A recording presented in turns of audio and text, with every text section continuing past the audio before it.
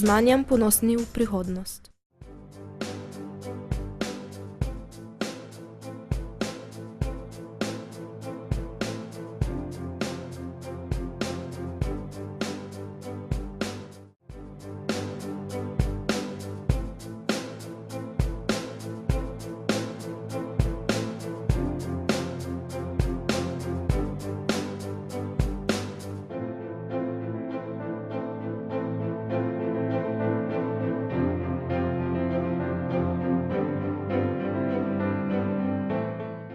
Dr. Mirjam Sepeš-Imavčec se je rodila leta 1971 v Murski Soboti. Osnovno šolo je obiskovala v Radencih, srednjo šolo pa na tedanjem srednješolskem centru tehnično-pedagoške usmeritve v Murski Soboti.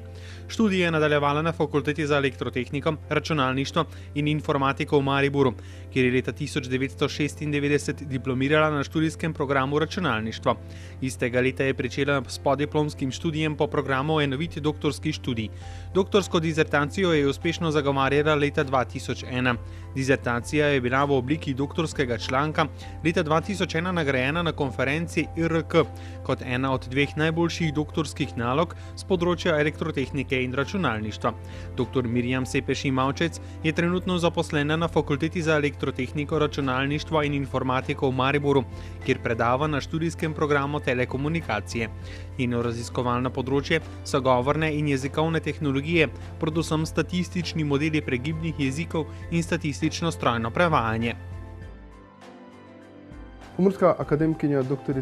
Mirjam Sepeš-Imavčec je bila odlična dijakinja in študentka, za svojo doktorsko dizertacijo je tudi dobila Fejstvijsko nagrado, no zdaj pa je fejst aktivno zagnana raziskovalka, pa tudi pedagoginja. Ko se spomnimo, ko včasih ne bilo toliko oddaj na televiziji podnaslovljenih, kakih je gnjez. In njeno delo tudi k tome pripomore.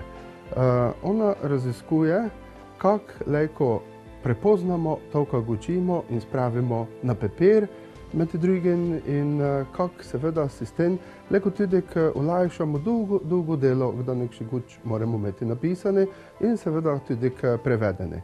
In njeno predavanje, da je v bistvu eno izmed mnogih že v nizi sklopi Pazujevih predavanj, ki nas popela v svet te že na en način umetne inteligence, kako nam računalniki lahko pomagajo pri prepoznavanju guča, pri prevajanju in na tej način seveda tudi zbližajo svetove.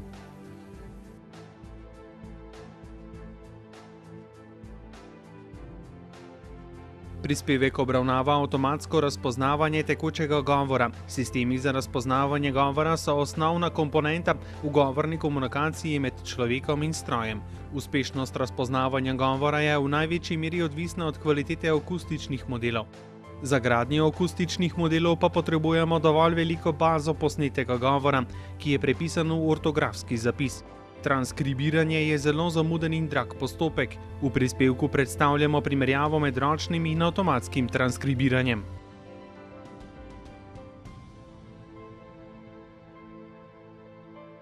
Za vsak jezik je značilna specifična fonetika, zato je potrebno zgraditi akustične modele za vsak jezik posebej. Jezikovne tehnologije za slovenski jezik v svetovnem merilu niso tržno zanimive, zato moramo za njihov razvoj poskrbeti mi sami. Razpoznavalnik govora lahko v veliki meri olajša življenje gluhim in naglušnim osebam.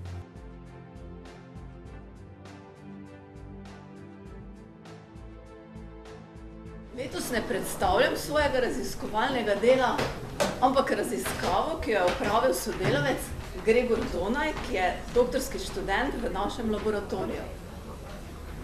Sodobne elektronske in računalniške naprave danes vsebujejo tudi možnost govorne interakcije z uporabnikom. Kaj to pomeni? Verjetno poznate televizijske sprejemnike, pri katerih lahko med programi preklapljate tako, da izgovorite ime programa.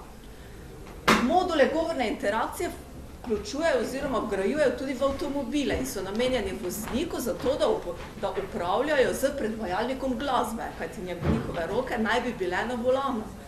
In govorna interakcija je še kako zaželjena pri gibalno oviranih osebah, ki ne morejo tipkati po tipkovnici mobilnega telefona in jim omogoča, da vzpostavijo pogovor z željeno osebo, tako da izgovorijo izbrane ključne besede, ime ali telefonsko številko osebe. Srce govorne interakcije je razpoznavalnik govora. In če malo poenostavim, je uspešnost razpoznave govora tesno vezana na kvaliteto akustičnih modelov. Žal pa specifične lastnosti vsakega jezika jezik zapletejo do te mere, da je potrebno akustične modele za vsak jezik graditi posebej. Gradimo jih tako, da uporabljamo bazo govornih posnetkov, ki mora biti dovolj kvalitetna in opremljena s transkripcijami. To pomeni zapis povedanega na posnetku v besedilni obliki, ki vključuje mašila, vdihe, prikrivajoč govor in vse, kar sodi na govorni posnetek. In izdelava takih transkripcij je zamudna in draga. Tukaj je primer orodja, ki ga uporabljajo označevalci pri tem, da tvorijo transkripcije. Spodaj je govorni signal, zgoraj pa ortografska transkripcija povedanega. In ideja raziskave, ki jo predstavljam, je uporabiti nenadzorovano učenje akustičnih modelov, to je učenje, pri katerem bi uporabili netranskribirano bazo posnetkov. Raziskave so bile opravljene na bazi dnevno-informativnih oddaj, ki smo jo razvili v našem laboratoriju, kjer smo si postavili kot cilj razviti razpoznavalnik govora, ki bi nekoč omogočal podnaslavljanje RTV programa v živo. Zdaj, kako deluje v grobem razpoznavalnik? Na eni strani imamo govorni posnetek, na drugi strani pa zaporedje najbolj verjetnih izgovorjenih besed. Prvi korak je akustično predprocesiranje, sledimo razpoznavanje. V fazi razpoznavanja uporabljamo akustične modele, jezikovne modele in slovar.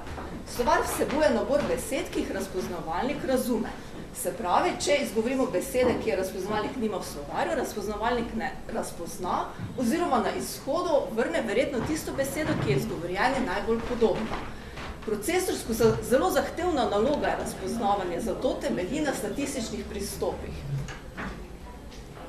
Zdaj, kako modeliramo akustične lastnosti govora? Modeliramo jih v kratkočasovnih odsekih s tako imenovanimi vektorji značilk. Ena najpogostejše uporabljenih metod za akustično modeliranje je uporaba prikritih modelov Markova. To so modeli z stanji in z verjetnostnimi porazdelitvami prehodov med stanji in verjetnostno porazdelitvijo izhodnih simbolov. Izhodnih simbolov v teh modelih so pa vektorji značilk.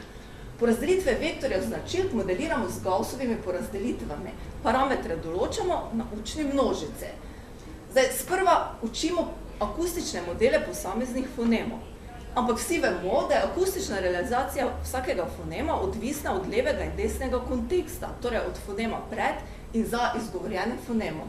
Zato je rešitev ne uporabljati posebej akustične modele za vsak fonem, ampak 3 fone, to so pa modeli fonemov, ki upoštevajo tudi kontekst. In zato uporabljamo te prikrite modele Markova z 3 stanji. Na drugi strani imamo grafeme. Grafemi so ortografsko zapisan govor, s katerim zapisujemo besede v pisanem jeziku. In še vedno se soočamo s specifičnim problemom slovenščine, to je, da še vedno nimamo dovolj dobrega orodja za grafemsko-fonemsko pretvorbo. Zdaj, kako obsežen je nabor parametrov, ki jih za take modele moramo učiti? Če modeliramo en fonem z enim grafemom, to pomeni 25 grafemov, če upoštevamo levi in desni kontekst, je to krat 25 na kvadrat, in če vsak 3 fon modeliramo 16 Gaussovimi komponentami, vidimo, koliko parametrov je potrebno naučiti. Zato potrebujemo jasno čim večjo učno množico. Zdaj jasno, da 3 fone, ki so si na nek način podobni, zato da zmanjšamo obseg parametrov, ki jih ocenjujemo, združujemo. Zdaj, raziskava, ki jo bom predstavila, je bila izvedena na bazi PNSI, ki smo jo razvili v našem laboratoriju in vsebuje posnetke TV oddaj, dnevnika in odmevov in obsega nekje 32 ur govora. Razdelili smo jo na učno, razvojno in testno množico. Primerna je pa za razvoj razpoznavanja govora z velikim slovarjem in neodvisnega govorca. Potem za učenje jezikovnih modelov, upam, da nisem bila prehitra, če se spomnite, smo tam imeli nanizane akustične modele, jezikovne modele in slovar. Za učenje jezikovnih modelov je pa bil uporabljen korpus FIDA+, to je referenčni korpus slovenskega jezika in obsega nekje 620 milijonov besed. Iz tega korpusa je bil tudi izločen slovar, ki ga razpoznavalnik uporablja in sicer na bazi frekvenc, torej najpogostejše besede v korpusu so vključene v slovar razpoznavalnika. Zdaj, kako poteka nadzorovano učenje? Jasno, potrebujemo grafemske transkripcije vseh besed v učni množici. Najprej učimo monofonske modele, nekaj iteracij, potem preidemo na učenje trifonskih modelov in spet ponovimo nekaj iteracij. Kaj je bila ideja nenadzorovanega učenja? In sicer postopek je bil razdeljen v 4 korake. Najprej smo nadzorovano učili na 1/4 baze. Nato smo razpoznavali preostale 3/4 in ponovili učenje modelov na celotni učni množici, torej na tisti, ki je ročno transkribirana in tisti, ki je bila avtomatsko transkribirana z uporabo razpoznavalnika. In ti 2 točke, 2 in 3, smo še ponovili 2-krat, torej skupno 3 iteracije. V drugem primeru nenadzorovanega učenja smo ubrali nekoliko drugačen postopek. Torej, najprej smo nadzorovano učili na 1/4, kar je enako kot v prvem primeru, potem razpoznavali na preostalih 3/4 in modele dodatno učili le na teh 3/4 baze, ki je bila avtomatsko transkribirana. In spet ta 2 koraka ponovili še 2-krat. Torej, skupno spet 3 iteracije. Tako smo dobili zdaj 4 nabore modelov za prvi primer nenadzorovanega učenja in 4 modele za drug primer nenadzorovanega učenja. In smo že pri rezultatih. Zdaj, ti rezultati prikazujejo napako razpoznavanja. Torej, model je boljši, če je vrednost čim manjša. V prvi vrsti imamo rezultate razpoznavanja, ki smo jih dobili z modeli učenimi v tistem prvem koraku, torej samo na 1/4 baze. V zadnji vrstici so rezultati nadzorovanega učenja. To je nekje tista zgornja meja, k kateri težimo. Potem so pa uporabljeni modeli po vsaki iteraciji. In če si pogledamo malo te številke in poudarjeno je zapisan najboljši rezultat, torej smo najboljši rezultat dosegli s prvim postopkom že po prvi iteraciji. Potem naslednja prosojnica kaže faktor realnega časa razpoznavanja. Prej sem omenila, da težimo v laboratoriju k razvoju razpoznavalnika, ki bi deloval v realnem času. To pomeni, da bi v živo podnaslavljal program RTV Slovenija, torej Dnevnik in Odmeve kot primer takih oddaj. Tukaj pa vidimo, da trenutno dosegamo z izbranim razpoznavalnikom 20-krat realni čas. Pri vseh bolj ali manj zelo podobno.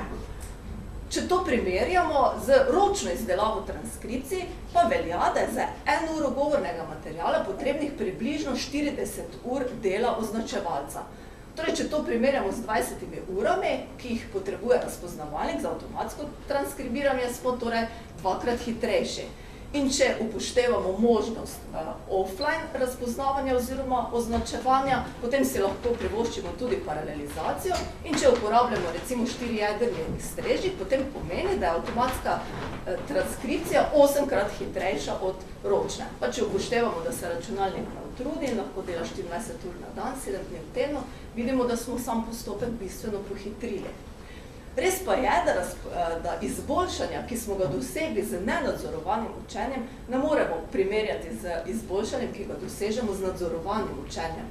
In tukaj vidimo primerjavo, te tabele kažejo rezultat, relativno izboljšanje razpoznavanja pri nenadzorovanem učenju glede na izboljšanje, ki ga dosežemo z nadzorovanim učenjem. In vse vrednosti so nekje okrog 30, to pomeni približno tretjino izboljšanja, ki ga dosežemo z nadzorovanim učenjem, dosegamo z nenadzorovanim. In sem že pri zaključku. Torej, predstavljeni rezultati so nekako pokazali, da je nenadzorovano učenje hitrejše od nadzorovanega. Pričem pa, jasno, rezultati niso tako dobri. Torej, dilema, pred kateri smo, glede na to, kako v nadaljevanju, je naslednja. Torej, kaj v prihodnje? Ali povečati količino transkribiranega materiala, ali pa z istim finančnim vložkom povečati obseg baze govornega korpusa. Sem bila prehitra, ne?